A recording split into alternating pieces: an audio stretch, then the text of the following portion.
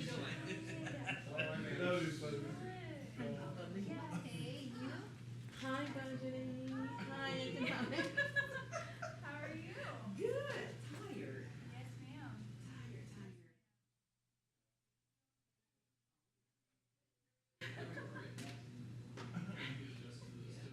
How are you? I didn't forget about them, but I missed them. And I actually missed them on purpose. Let me tell you why. From our headquarters. I had to send them from my.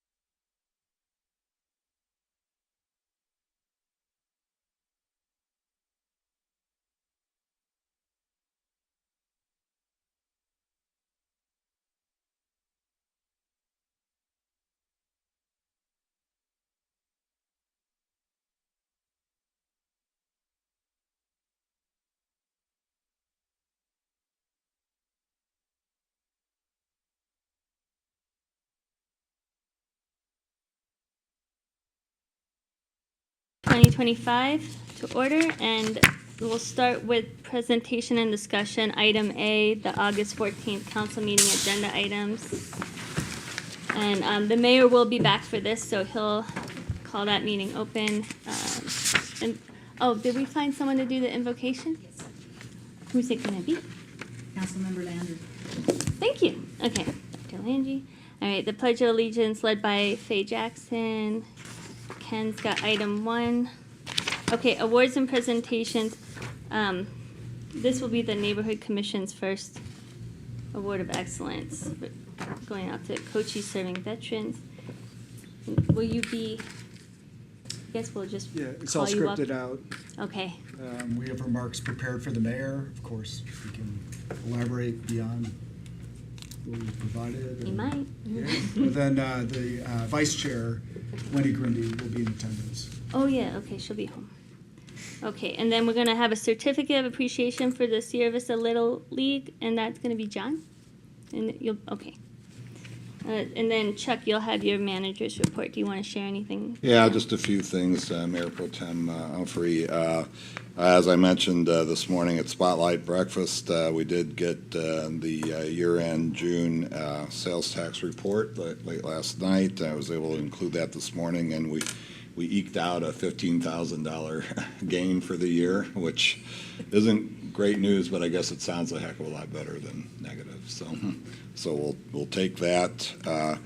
Received a letter from Cochise County today indicating the Board of Supervisors voted to remove themselves from the Upper San Pedro Partnership. So we have not heard about their participation in CCRN or the MOU group yet. So doing Water Wednesday tomorrow, so I'll find out more at that time and should be able to report. There was a JPA meeting on Thursday morning.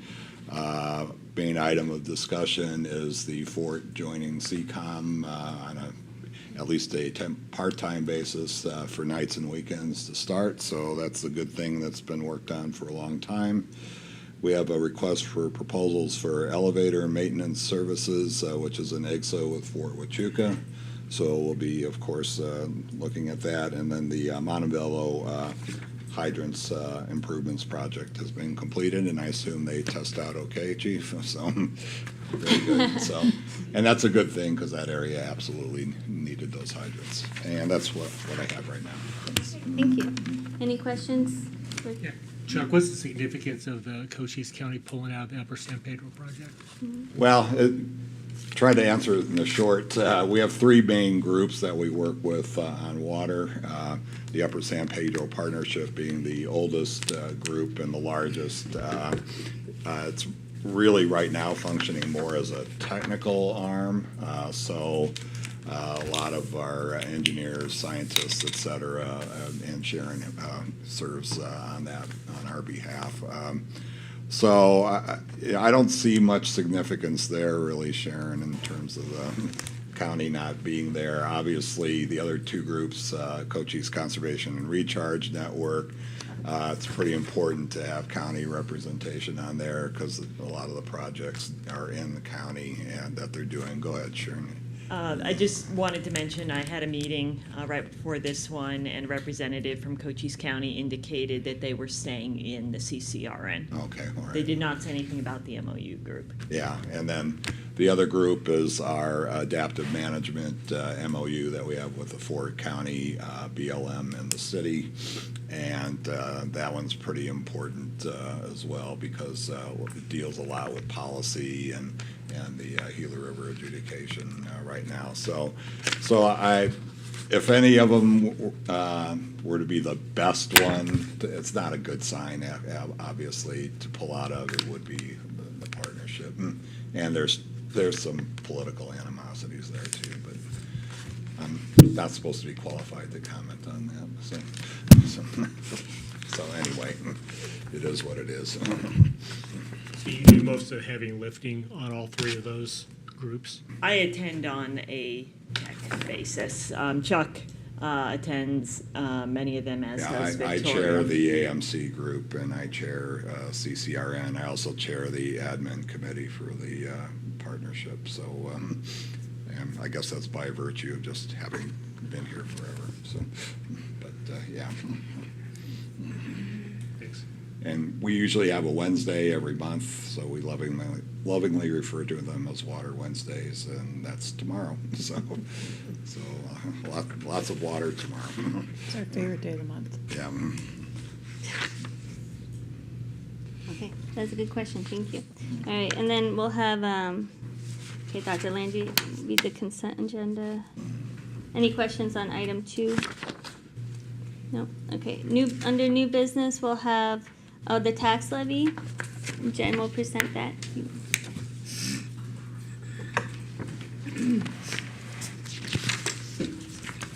Mayor and members of council, so in accordance with state statute, the city's public hearing on the property tax levy was held on July 24th. For FY '26, the rate is proposed at .1018 per $100 of assessed value, which will generate an estimated $394,973 for this fiscal year.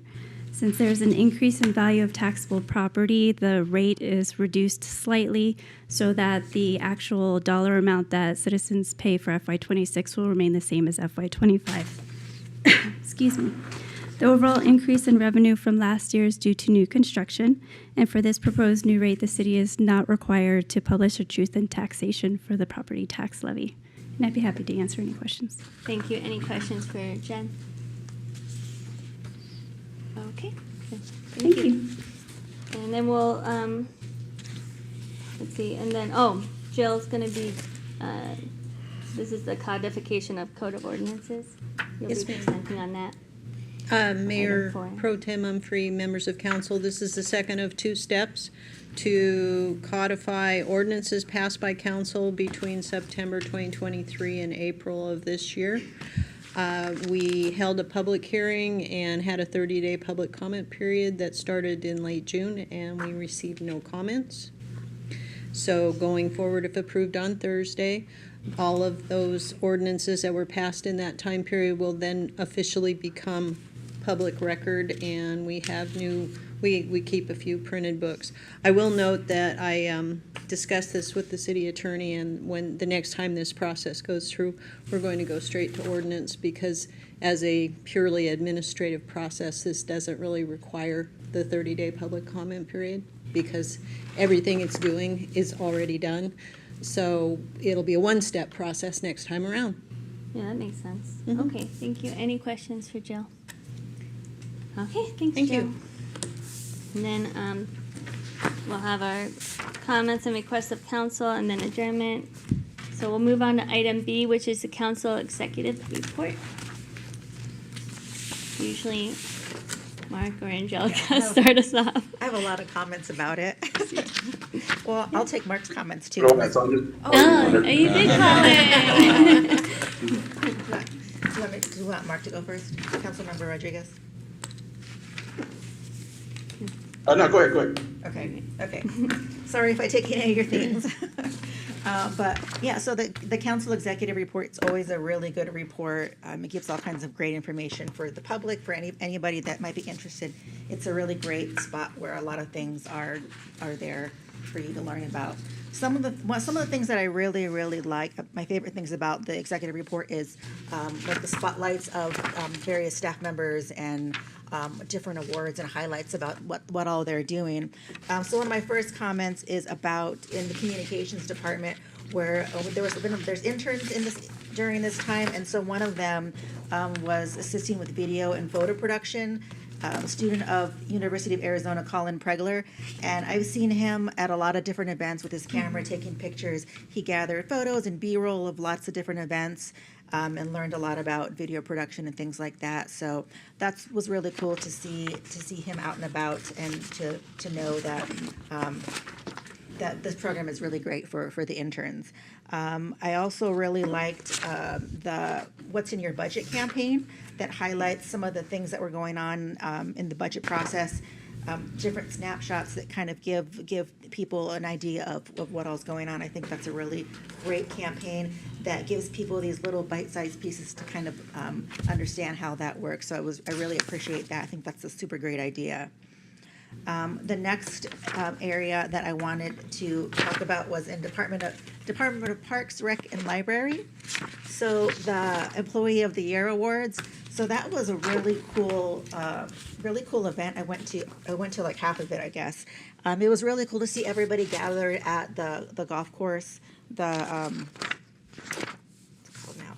Pueblo del Sol, or I can't think of it now.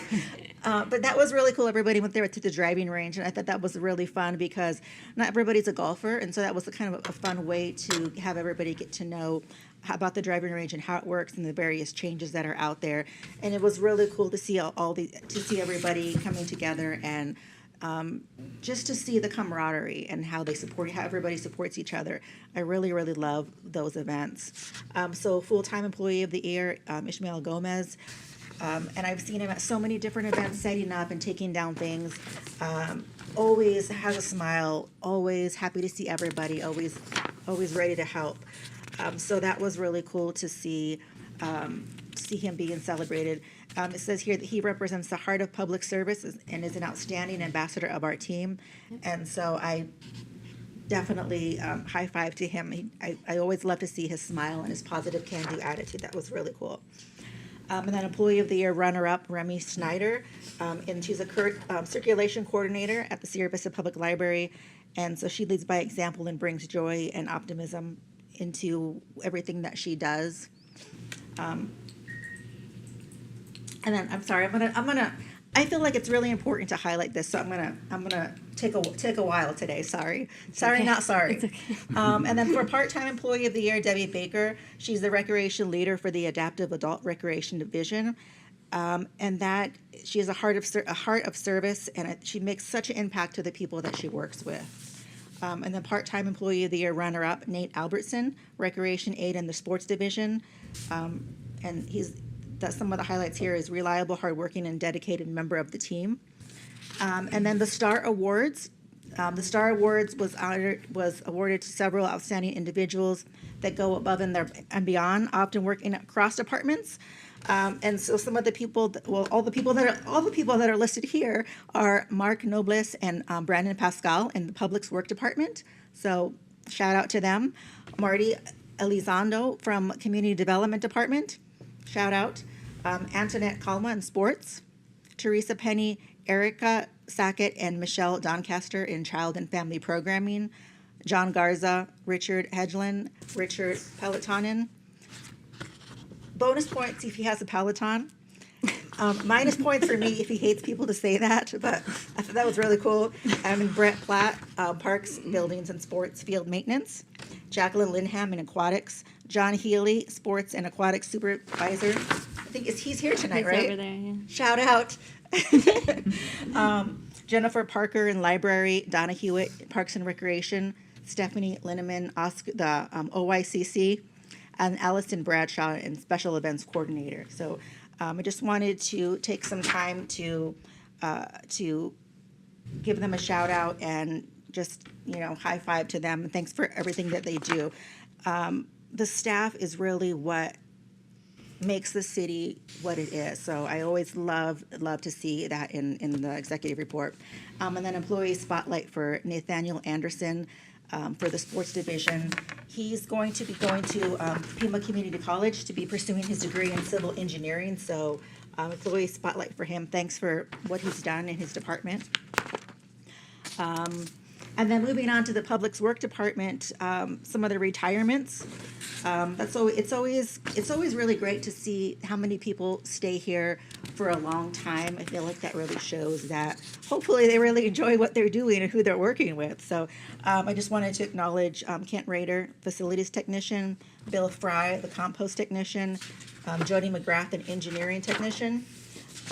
Bill Fry was one of the last remaining employees at the Public Works Department who started in the 1990s, which is, I feel like that wasn't very long ago. I feel like that's been like 10 years ago, but I guess it hasn't. So I think that's really cool that he's been there for a long time. And so I hope that everybody is able to really enjoy their retirement. They definitely deserve that. And then moving on towards the end, In the police department, there is a picture of the records team. And I really liked to see that. I wish we could like show it up right now, but they serve a vital mission as a support function for the police department. So there's so many things that they do, so many requests that they take in. I'm sure that that probably is overwhelming at times. So I just wanted to thank them for all that they do. And then to the last page, in our executive report, congratulations to Commander Chatham. She was selected to attend the FBI National Academy. That's going to be happening in September of 2026.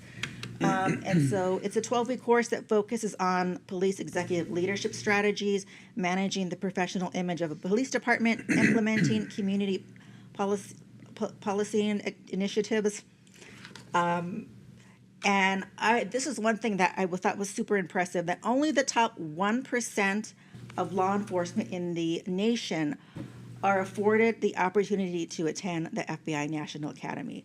So I thought that was amazing. And so, congratulations to that. I think that's awesome for sure. And then employee of the quarter, who is new to the agency, he's only 3 months out of field training, is Christopher Castañon. And so he has so one of the things that was mentioned in here is he responded to a suspicious call that was involving somebody that was allegedly smoking narcotics in a hotel room. And so that led to the arrest of the suspect and the seizure of approximately 5,200 suspected fentanyl pills. So that was a huge thing to get that out of the streets and keep our community safe. So I just wanted to just highlight that. So that's all the comments that I have, and I definitely recommend everybody in the public to take a look at that. They'll learn a whole lot about what's going on in the city. Awesome. Oh, a couple more things. Okay. I'm joking. No. We're only 18 minutes in. It's okay. Mark, do you have anything you want to share after that? Yeah, I do. Cool. Okay. Go ahead. Thank you. So she covered a few things I was going to talk about, so I'll skip those. But I love the report as well. As you know, I love going through that. Lots of good information. The monsoon management, I like that as well. It's obviously very important right now because I think it goes hand in hand with fire season and the risk we have there. We've been kind of lucky this year, but what I'm always worried about is that state land that's in our city limits that the state seems like nothing about. So it'd be nice if we could see added to this, how much, it was mentioned earlier in the breakfast, how much trash has been removed from the desert. And I know a lot of that is from state land. So we could have a tally maybe there. Even better if we could get the last time the state did something. As far as I know, it was when Mary Jacobs was here, I believe, and they did some cleanup of that land. And as far as I'm tracking, that's the last time they ever really did some cleanup of the state land. So I think it'd be nice to include it in that same monsoon management area because I think it goes hand in hand. So that's kind of my comment for that. I had a question about the North Garden Avenue phase that we have going on right now. Earlier, Victoria mentioned that there was no drainage there before this project. So my question is, with this project, is that any way going to help the Railroad Museum that was having that issue with drainage down on the other side there of the road? I don't know if that will help or not. If that's been looked at by the engineers. Does anybody know? Mayor Pro Tem, Councilman Rodriguez. So the North Garden project is going to narrow the roadway and add landscaping, which will help to reduce the impervious surface along North Garden. So that will provide additional opportunities for stormwater to infiltrate into the ground. So that will be an enhancement to the area. I've also seen other stormwater infrastructure going in out there. So it should help their situation. We may need to take a look at that one specifically in regards to their property. That was fairly new and wasn't known to us at the time the project was under design. So I'd have to get you some more information on how we anticipate this project specifically to benefit them. Thank you very much. What I would hate to happen is for it somehow to make it worse, you know, and I would hate to, because I know they were looking for grant money and stuff like that. So if anything, I would hate for that to happen, for it to make it even worse. But I thank you for looking into that. I really appreciate it. I did want to congratulate Tony Boone for his attendance there at the Thunderbird School of Management Space Leadership in DC. So he's even more of a space cadet now after that graduation. So I just wanted to give him a shout out for continuing that and obviously making some good connections in the space world there. So that will definitely benefit our city. So congrats to him for passing that and going through that. I had a question. There was in the licenses remodel. It was remodeled. So the remodel restaurant for new tenant on Wilcox, and that's the Vistas Apartments. Is there going to be something changed to that building? Is there going to be is that restaurant in there just for that apartment or hotel area? Matt, do you know? That's the one east of the west of the surgical center. Correct. It's like an extended stay. Yes. There must be a commercial kitchen. It's not a restaurant per se, but there may be some tenant improvement that's happening. I don't know the specifics. I'd have to delve into that application to find out the scope, nature and scope of that work. Thanks. I was just wondering because it said remodel restaurant, so I don't know if that would just mean just the kitchen. Okay. Okay. Thank you. I noticed that we had some rooster issues. I haven't seen the rooster issue come up in a while, but it seems like we had 2 roosters on there that were in the residential zone. So just thanks to the code enforcement for talking to the people there about the roosters. I had a question for PD. So disorderly conduct seems to have dropped off dramatically. Is that what constitutes? Is there a reason for that? Do you think? Is it something that's not being? Is it handled differently now, or is it categorized differently to go from in the 500-600s to 57 last year for disorderly conduct? You know, Mayor Pro Tem, Councilmember Rodriguez, I just saw that too when I was getting ready for this meeting. I think a third digit didn't get transferred. I don't think that drop is accurate. I think when we're transferring the data into this table, there's a third digit that got dropped. So let me get that answered to you. But I don't think that's a representation of a huge drop in disorderly That would make conduct. more sense. I was like, wow, what kind of campaign did we do to drop this? Yeah. That's great. No, we put Bowser on it. That's what happened. Yeah. But no, I think that's just a data transfer error. But I will Okay, follow up Chief, with thank you for sure. That's funny. I appreciate it. I see that unfortunately fraud is going up, which alarms me when it comes to our people in our community that are very at risk for phone fraud, things like that. I'm assuming that's probably what it is. A lot of these phone scams and things like that. Those numbers have continued to go up, which is Yes. alarming, I guess. But I'm assuming it's probably what that is. Is that? Yes, that's correct. Those largely those scams are just an increase. We see an uptick in just new evolving ways to exploit certain populations in our community telephonically through text alerts and everything nowadays. So we're still trying to stay ahead of that. But yes, that's what that reflects.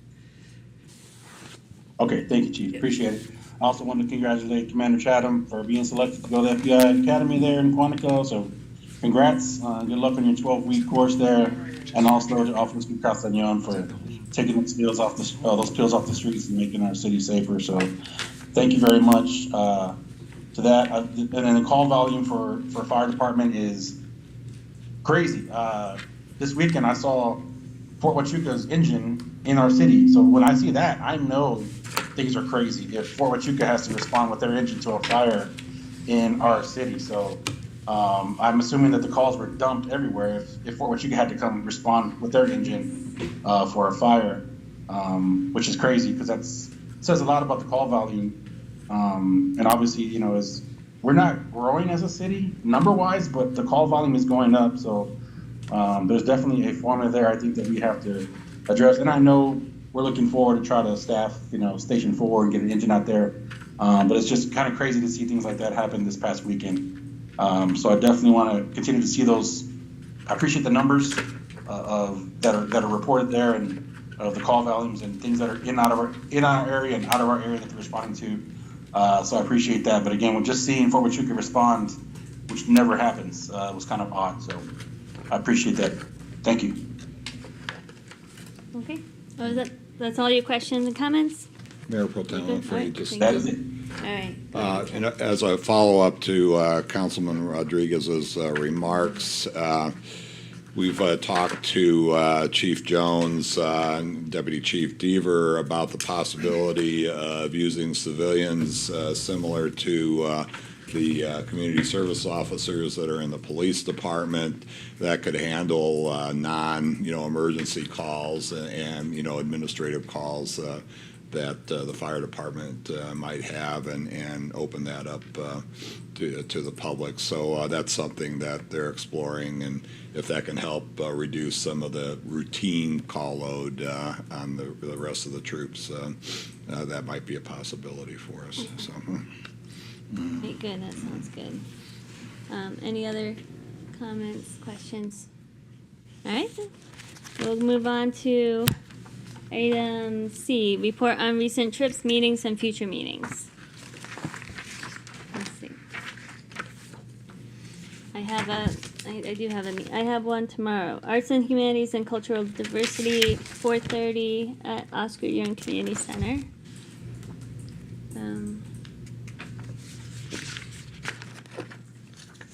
We have our league conference later this month, yeah. Next week. There's a number of us. Oh, wait, that's next week. It's next week. Oh my gosh, okay.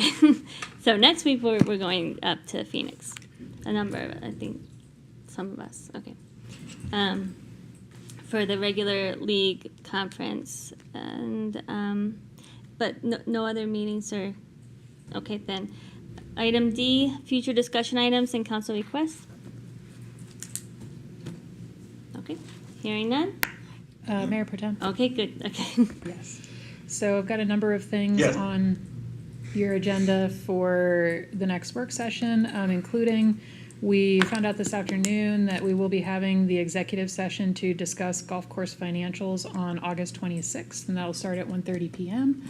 And then 3 other items for presentation coming up. We'll do a presentation to inform you about the ESCO project, the energy savings project at the Sierra Vista Golf Center, and what that is and how it's progressing. You'll have your strategic plan, implementation plan at your next work session, and then a request to discuss mayor and council email procedures. So those are all be on your upcoming work session. Thank you. Mark, did you have something to add? Yeah, I was just trying to get an update on Fire Station 2, now that with that land that we had purchased, and I know last year they had gone out there and done some measurements for the door and things like that. And I know there's funding for it. I just wanted to see if I can we can get an update on where that project's at when it comes to that, because I still drive by, I still see them backing that engine up into that door, kind of having to block traffic, which is dangerous. But also what comes to mind is fire training ground. If that's a place we can do that in the future, or outside Station 3. But first one, we're just at the update to Station 2. Thank you. Okay, yeah. Who wants to answer? Mayor Pro Tem Humphrey, I know that it's in design and it should be ready to go out to bid. I don't know how soon, but it was a carryover project from last year. Right. It's in design because it requires the parking lot and the addition of the bay door on the back and the paving. So All right. Okay. I have a meeting scheduled with our capital improvements manager and Sharon and a few other folks to review the projects and prioritize them for the upcoming fiscal year, week after next. Yeah, and it'll require security fencing for the equipment as well, so. Oh, okay. Thank you. Mark, you hear all that? Yes, thank you All very right. much. Thank you. All right. Now, anything else before I? All right, then I'll move to adjourn. Thank you.